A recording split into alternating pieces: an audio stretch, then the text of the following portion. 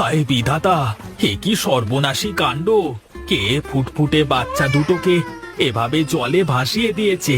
এখন আমি এই বাচ্চা দুটোকে নিয়ে কি করব? তবে কি বিধাতা আমার আপন মানুষকে পাঠিয়ে দিলে আমার কাছে? না, আমি বাচ্চা দুটোকে বাড়িতে নিয়ে যাই। ওদের আমি নিজের হাতে মানুষ করে তুলব। তুমি ধন্য বিধাতা, তুমি ধন্য। তোমার প্রতি হাজার শুকরিয়া এই অসহায় মাঝির মনের কথা শোনবার জন্য।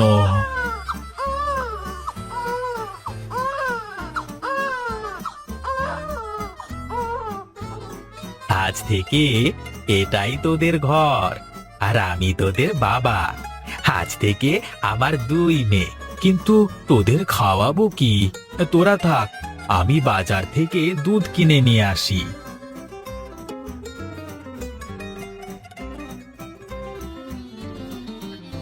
বল বল রামু, কি খবর নিয়ে এসেছিস বল। খবর খুব একটা ভালো নয় বাবু। খবর ভালো না? তুই কি বলতে চাইছিস?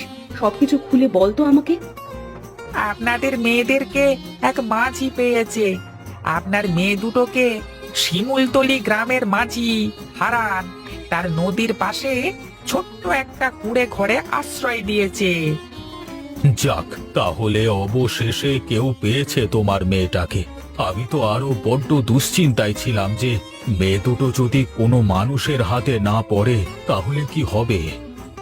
দুঃসংবাদ একটাই যে ওই হারান মাঝির আপন বলতে কেউ নেই। ওই মাঝি আপনার মেয়ে দুটোকে ওর নিজের মেয়ের পরিচয় দিয়েছে। ও ভাবছে হয়তোবা সৃষ্টিকর্তা মেয়ে দুটোকে ওর কাছে পাঠিয়ে দিয়েছেন। যা যা, তুই যা, আমার মেয়েদের উপরে নজর রাখ। দেখিস ওদের যেন কোনো বিপদ আপদ না হয়। আচ্ছা ঠিক আছে মালকিন, আমি এক্ষুনি যাচ্ছি। আমি কথা দিলাম আপনার মেয়েদের উপর কোনো বিপদ আপদ আমি আসতে দেব না। ছায়ার মতো আগলে রাখবো ওদের।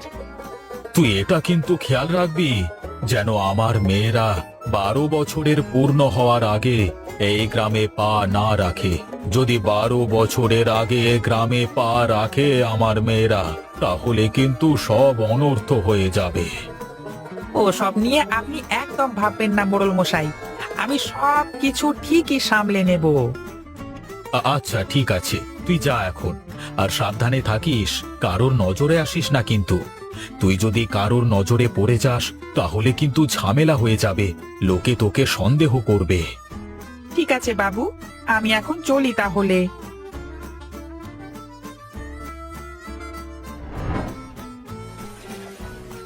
মারে, তোরা শক্ত করে ধরে বসে থাকিস কিন্তু।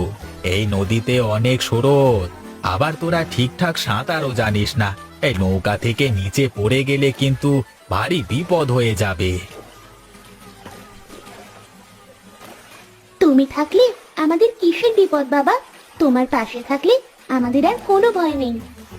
হ্যাঁ বাবা, দিদি একদম ঠিক বলেছে। তুমি পাশে থাকতে আমাদের আবার কিসের ভয়? বাবা বাবা, দেখো না, ওই কিনারে কত সুন্দর শাপলা ফুল ফুটেছে। আমাদের ওখানে নিয়ে চলো না, আমরা কিছু শাপলা ফুল তুলবো। হ্যাঁ বাবা, হ্যাঁ বাবা, চলো, আমাদের নিয়ে চলো, শাপলা ফুল তুলবো। ঠিক আছে মা, আমি তোদের নিয়ে যাচ্ছি, চল।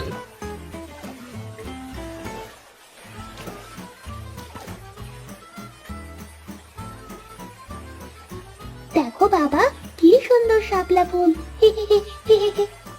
হ্যাঁ, অনেক নৌকাতে চড়ে ঘোরা হয়েছে, এখন চলো দেখি বাড়িতে চলো। বাড়ি গিয়ে তো আবার আমাকে রান্না চাপাতে হবে। হ্যাঁ, তাই চলো বাবা, তাই চলো।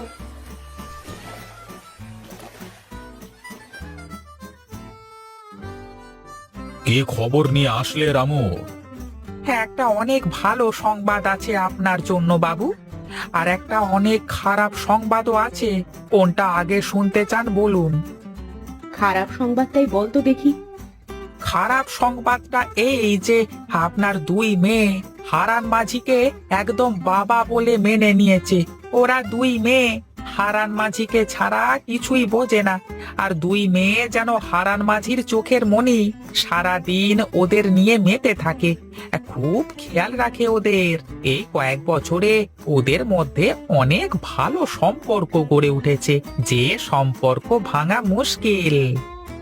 তাহলে কি আমি আমার মেয়েদের কোনোদিন আপন করে পাবো না? কোনোদিন বুকে জড়িয়ে রাখতে পারবো না? চিন্তা করো না লক্ষ্মী, আমার মেয়েরা যখন জানতে পারবে আমরাই ওদের আসল বাবা মা, আর আমাদের সমস্যার কথা যখন শুনবে ওরা, তখন ওরা ঠিকই আমাদের কাছে ফিরে আসবে। তুমি দেখে নিও।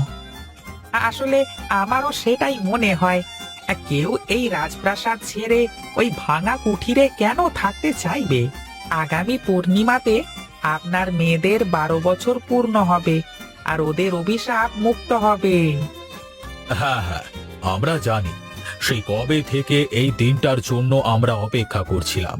তুই যা, হারান মাঝিকে আমার কাছে ডেকে নিয়ে আয়। এখন সময় হয়েছে ওই মাঝিকে সব সত্যি বলে দেওয়ার। ঠিক আছে বাবু, আমি এখনই যাচ্ছি।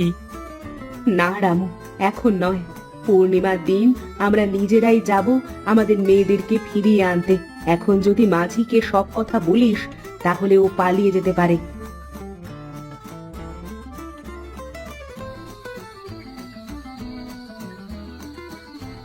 হারান মাঝি, বাড়িতে আছো? কে আপনারা? এত রাতে কি চাই আপনাদের? খেয়া পার হবেন? ওই পারে পার করে দেব আপনাদের। না না, আমরা খেয়া পারাপার হতে আসিনি। আমরা আমাদের মেয়েদেরকে নিয়ে যেতে এসেছি। আপনাদের মেয়ে মানে? আপনাদের মেয়েকে আমি কোথায় পাবো? কেন, যে তোর পেছনে দাঁড়িয়ে আছে। আরে আরে, আপনারা কি পাগল হয়ে গেছেন? আপনারা কি বলছেন? আপনারা কি জানেন? কেন, তুই কি ভুলে গেছিস? আজ থেকে ঠিক 12 বছর আগে একটা কাঠের বাক্সের মধ্যে তুই এই মেয়ে দুটোকে কুড়িয়ে পেয়েছিলিস। বাবা, এরা কারা? এরা এসব কি বলছে? এগুলো কি সত্যি বাবা? তুমি কি আমাদের কুড়িয়ে পেয়েছো? বলো বাবা, বলো। তুমি চুপ করে আছো কেন? বলো, ওরা কি আমাদের বাবা মা? তুমি কি আমাদের বাবা নও? আরে না রূপা, ওরা আমাদের বাবা মা নন। নিজের ছেলে মেয়েকে কেউ কখনো কাঠের বাক্সে নদীতে ভাসিয়ে দেয়? ওরা মিথ্যে বলছে। বিশ্বাস করো মা, আমরাই তোমাদের বাবা মা।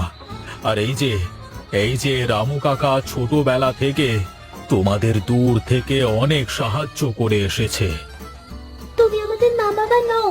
তুমি আমাদের মা বাবা হলে আমাদেরকে কখনো নদীতে ভাসিয়ে দেবে না। তোরা শুনতে চাস? তোরা শুনতে চাস সেদিন কি হয়েছিল? কেন আমরা তোদের ভাসিয়ে দিতে চেয়েছিলাম? আমার শ্বশুর মশাইয়ের 3 বউ ছিল, কিন্তু আমার শ্বশুর মশাইয়ের কোনো ছেলে সন্তান ছিল না। আর তাই সে জোর করে তোর বাবাকে এক মহিলার কাছ থেকে কেড়ে নিয়ে সেই মহিলাকে মেরে ফেলে। আর সেই মহিলা মরার আগে অভিশাপ দিয়ে গিয়েছিল, আমাদের বংশের সব ছেলেমেয়েরা 12 বছর বয়স হলে মারা যাবে। আর এই অভিশাপ থেকে মুক্তির বড় একটাই উপায় ছিল, তোদের জন্মের 3 দিনের মধ্যে তোদেরকে এই গঙ্গার জলে ভাসিয়ে দেওয়া। এখন তোরা অভিশাপ মুক্ত। আমরা তোদের দেখতে আসলে তোরও একই ক্ষতি হতো মা, তাই আমরা তোদের দেখতে আসতে পারিনি। কিন্তু আমরা তোদের সব সময় দূর থেকে খেয়াল রেখেছি। আমরা পাঠিয়েছিলাম তোর কাকাকে তোর খেয়াল রাখবার জন্য। বলো না বাবা, এরা যা বলছে তা কি সত্যি? হ্যাঁ বাবা, বলো, এরা কেন এমন বলছে? এদের কথা কি সত্যি? হ্যাঁ রে মা, ওরা সত্যি বলছে। আমি আসলে তোদের নদীতে কুড়িয়ে পেয়েছিলাম, কিন্তু আমি জানি না যে ওরা তোর সত্যি বাবা মা কিনা। আচ্ছা আচ্ছা, তোরা আমাকে একটা কথা বল, তোদের কি কখনো মনে হয়েছে যে আমি তোদের আসল বাবা না? না বাবা, আমার এমন কখনোই মনে হয়নি। আমারও কখনো মনে হয়নি বাবা। আরে ওদের মনে হওয়া না হওয়াতে কি আসে যায়? সত্যি তো এটাই যে আমরাই ওদের আসল বাবা মা।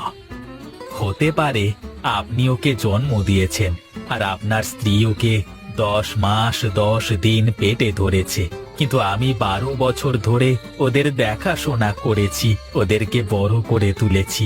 এখন আপনারাই বলুন কে আসল বাবা। তুমি আমাদের আসল বাবা, আমরা তোমার সাথে থাকতে চাই। হ্যাঁ বাবা, তুমি এতদিন ধরে আমাদের দেখাশোনা করেছো, আমাদের কোনো কিছুর অভাব বুঝতে দাওনি।